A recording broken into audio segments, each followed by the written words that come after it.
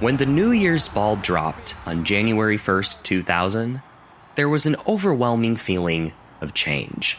Whether it was people prepping their bunkers for a potential apocalyptic event, or those who were just excited about the future, they certainly had this expectation that things were just going to be different. Maybe just not in the way that they ended up being. This feeling of finally achieving world peace and reaching the end of history was soon interrupted by great turmoil and geopolitical conflict that seemed to set back this tranquility and sense of freedom that many took for granted back in the 90s. The 2000s had arrived, and these circumstances helped create the distinct traits, trends, and vibe that we typically associate with that decade now. Why did the 2000s look that way? And was this the look that people expected to manifest when the decade first started?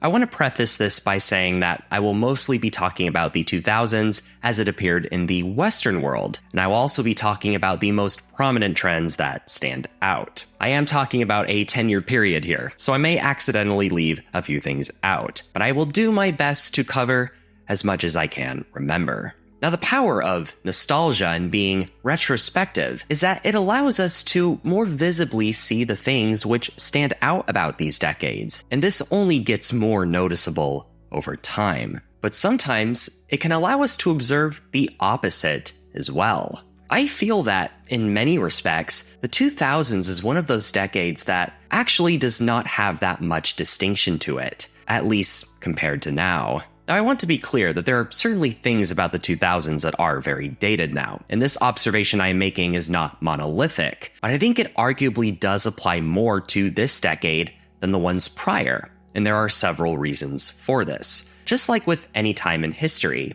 these identifiable traits were the results of unique cultural, political, and technological circumstances, and in the 2000s, many of these things held new developments back. Much like how a lot of the 70s seemed like just a culturally watered-down version of 1960s counterculture, much of the 2000s was just a watered-down version of the 90s. This is no surprise, given that a lot of people in the 70s were distracted with high political tension and economic problems, which would have hindered some of this cultural development. The 2000s saw the same thing with the war on terrorism, and this new concept that the right to liberty was now at stake.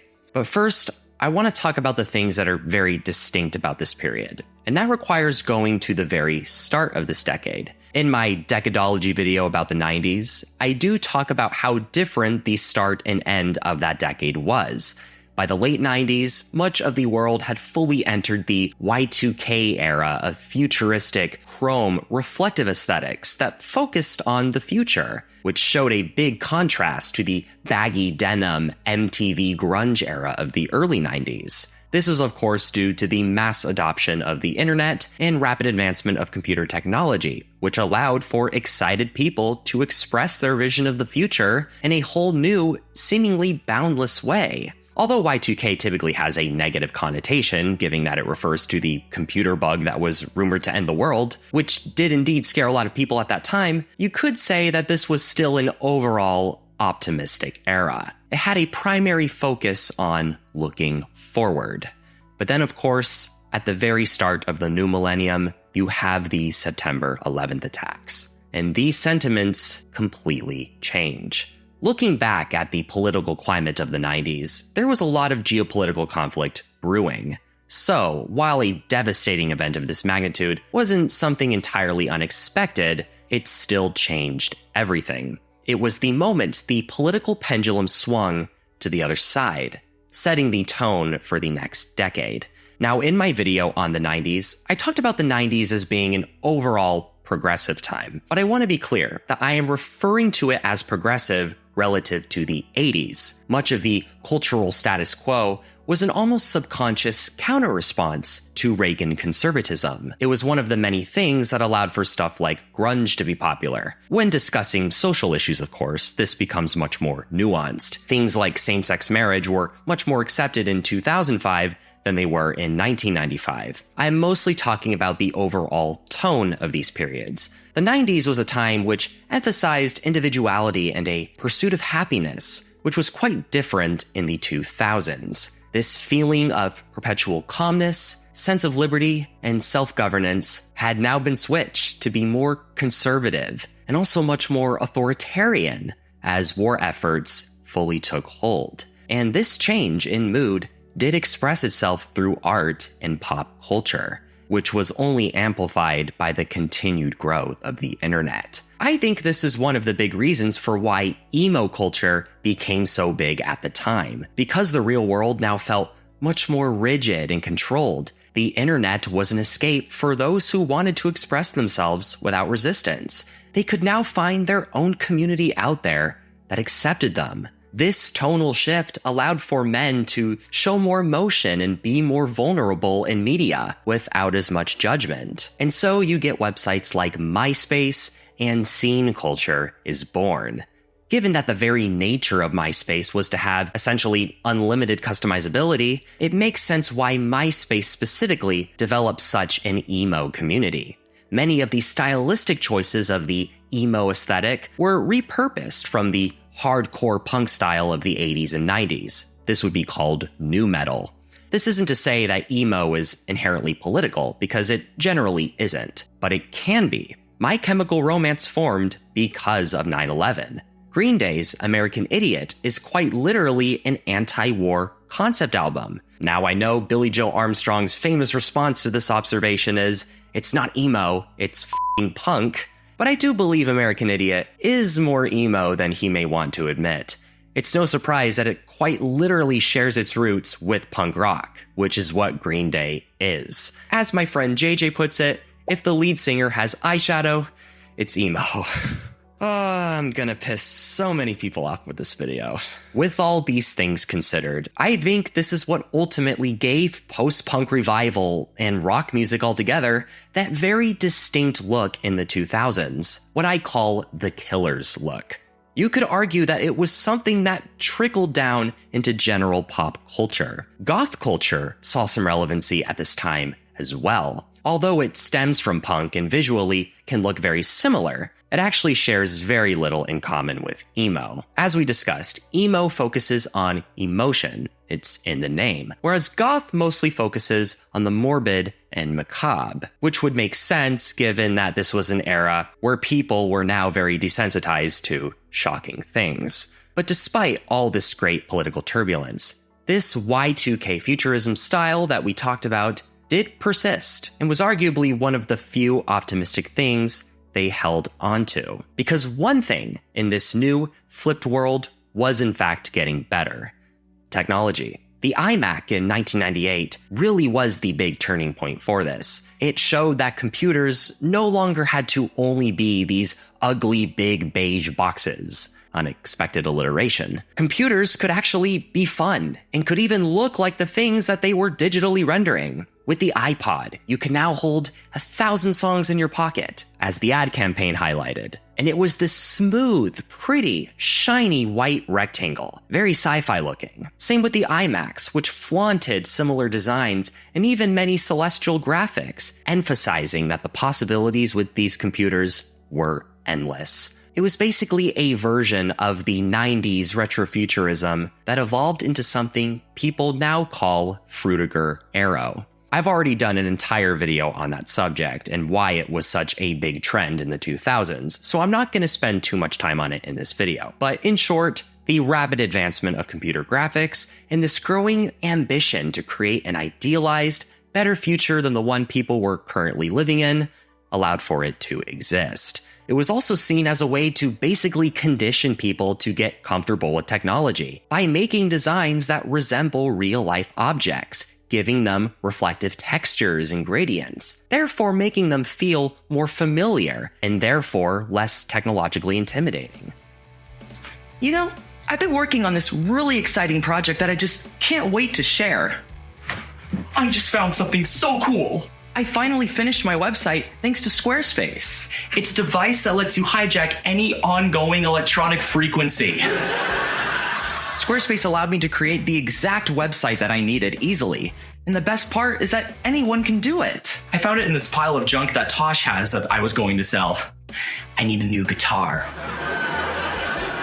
It has these cutting-edge design tools that lets you create a page that is unique to you. And it does this based on your profession, preferences, and even your personality.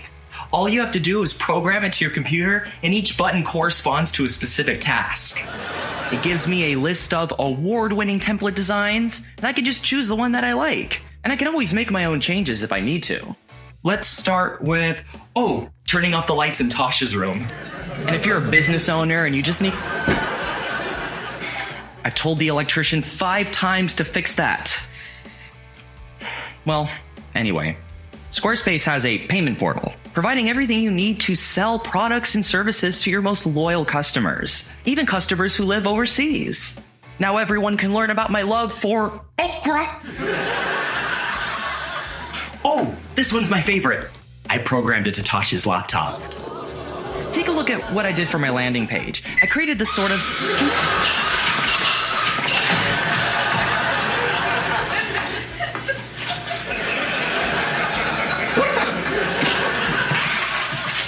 How great is this thing? I can't believe... Oh! Tosh is doing that. What was that? What was what? Oh, don't give me that! You didn't think I'd notice you stealing my remote control? You really think I'm a force?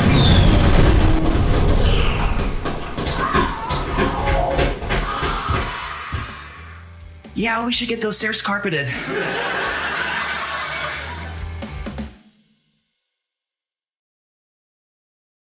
But going back to the whole MySpace emo discussion, there were plenty of cases where these retrospective styles intertwined. Much of the piracy world at this time exhibits these design choices. This makes sense because pirating content is an inherently rebellious thing to do. A lot of the torrenting websites and even anti-piracy ads embrace this darker kind of style. Now, I'm not saying that the "you wouldn't download a car" ad is emo or goth. That's not what I'm saying. I'm rather pointing out that these styles, although different and serve different kinds of people, do share a common ancestor. It is using these dark color palettes to represent rebellion and cynicism. I like to call it the Hot Topic look, the Tim Burton look. And it emerged at the time and place that it did for all the reasons we just discussed. It even subconsciously shows up a lot in film at this time. Have you ever noticed that a lot of movies from the early 2000s have this bluish-greenish tint to them? These films include Requiem for a Dream, 28 Days Later, The Ring, Saw, and The Grudge. But it's not just horror movies either. Sideways, Aaron Brockovich, heck, even comedies like Zoolander and Envy. A big part of it was the rise of digital color correction, known more as the digital intermediate. It was now much easier to change the overall color of your movie without having to switch out film stock and all that. So filmmakers just kind of went nuts with it. Blue just so happens to have a much more calming cinematic look to it, and the massive success of The Matrix certainly helped. While it was seen everywhere, it was mostly associated with horror or drama movies, because it does add a gloomy, suspenseful look to them. All of this just further reinforced the presence of these darker colors used in design and media throughout this decade. You may notice that even a lot of comedies at this time were quite cruel and nihilistic as well. A lot of it stems from this fatigue, apathy, and emotional detachment from the world's problems. Malcolm in the Middle is a great example of this. It is an absolutely hysterical show, but it is also so mean. Hilariously mean. It is basically the exact opposite of the typical feel-good, Leave It to Beaver kind of show. There are no family values, no happy endings, the family's dysfunctional, none of the characters are likable, everyone is just a horrible person, and it is just perfect. Listen to you. Something wonderful happens, and all you can think about is how the world's gonna take it away. You're growing up. It is frankly exactly what people in the 2000s needed to see.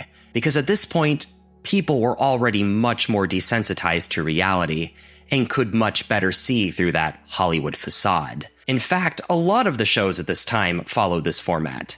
Not even just comedies. Mad Men is a very interesting case, because although it is a period show about the 1960s, it is not nostalgic like most period shows are. It is very cynical and negative, and is a character study of just the most awful people. It is apparent that the political climate of the time created a demand for more candidness, even if it was, at times, cheeky. The Malcolm in the Middle episode where Reese joins the army literally aired during the 2004 US presidential election. It is just the quintessential show of this period, which weirdly enough brings me to 2000s fashion. The outfits that are seen on Malcolm in the Middle are so uninspired, which ironically makes them so salient. I think this sums up 2000s fashion perfectly. It looks like people trying to not try hard. You get that baggy look of the grunge 90s mixed with the Y2K colors and styles of the late 90s. So instead of oversized blue jeans, you might see baggy black pants. Instead of a neon jacket and shirt, maybe it was a regular t-shirt with some abstract designs and a dark jacket. Suddenly, you could really embrace this vibe of the time, and it was pretty inexpensive to do it. The bar on fashion was just lowered. And since the 2000s was kind of the first modern decade to really start doing that, it is immediately noticeable. And a big reason for why many of these outfits still don't look all that different from what people wear today. But there are still fashion trends that do in fact look dated. People wore jerseys because hip-hop and rap culture was at its peak, only getting more popular since the 90s. These styles were only further represented in media, such as MTV and TRL. Frosted Tips, as ridiculous as they look now, do kind of embody that chrome-like futuristic look, as it contains many of the bright colors and geometric shapes often associated with that aesthetic. As the world reached the middle of the 2000s, you then start to see fashion trends that emerge from nostalgia. Much like how the 90s repurposed much of the 60s fashion, the 2000s did this with the 70s. It all goes back to the 30-year rule that I talked about in my 90s video.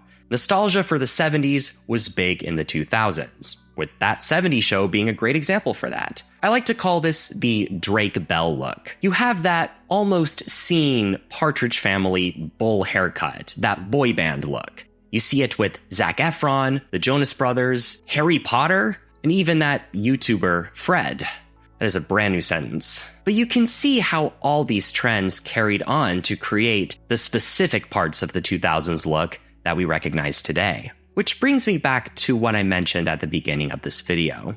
Why is it that the 2000s don't really seem all that different from today, compared to how different the 60s and 70s looked to the 2000s? This is something that a lot of people have noticed. Now, I already talked about this phenomenon in my 90s video, but there were a few things that I left out that I wanted to talk about here. In short, the globalization of the internet was a big part of it. Fashion was no longer dictated by centralized mass media. It was now in the hands of people like you and me. Compound this with the fact that the late 90s and 2000s look is not that sophisticated, like we just talked about. You could spend a couple bucks on some clothes at the thrift store and immediately look like you're from the 2000s. Therefore, it's now much more convenient to dress that way. You could theoretically do this with inexpensive thrift clothes from the 60s and 70s as well, but those outfits are less common nowadays because it was so long ago. Because the 2000s were more recent, the trends are a little bit fresher, and these circumstances have prolonged their relevance prior to other decades. But also, have they?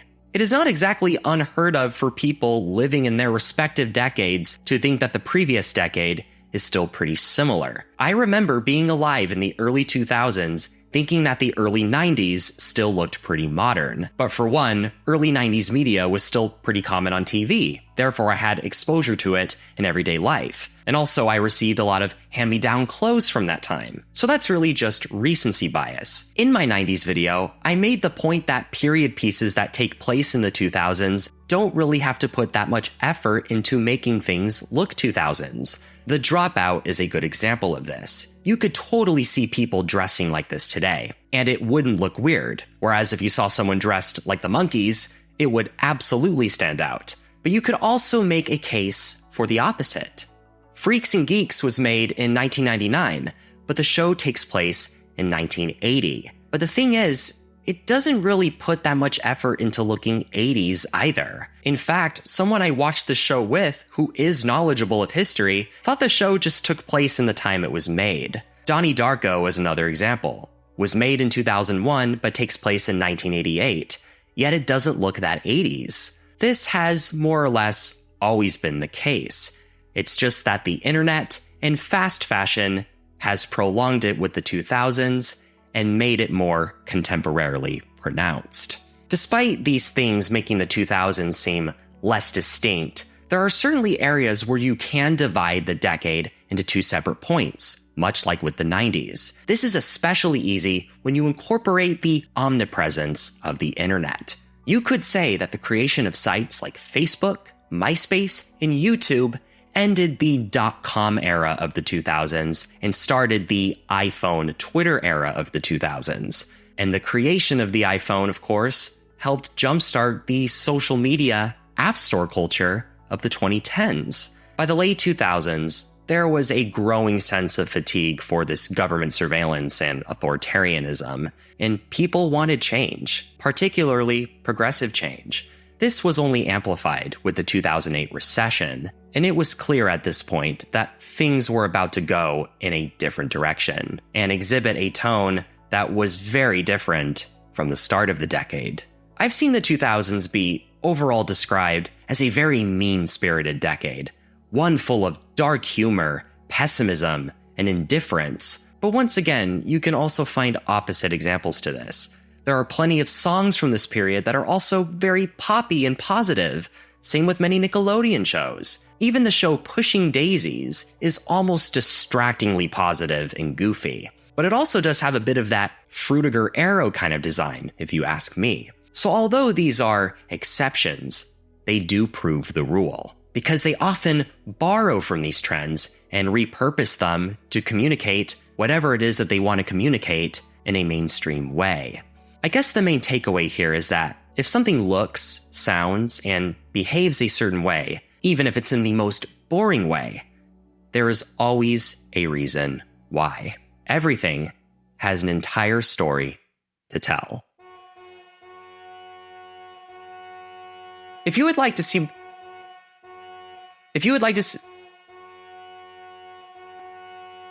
Have they not heard of a cell phone? Jan, there's a George Glass here to see you. If you would like to see more of my videos on decades, I have included a playlist right here. It will grow more with time. You can also find my Frutiger Arrow video in the top right corner if you'd like to watch that as well. A special thanks to all my Patreon supporters, patreon.com/nationsquid. Buying me a coffee is also always appreciated as well. Thank you for watching, everyone.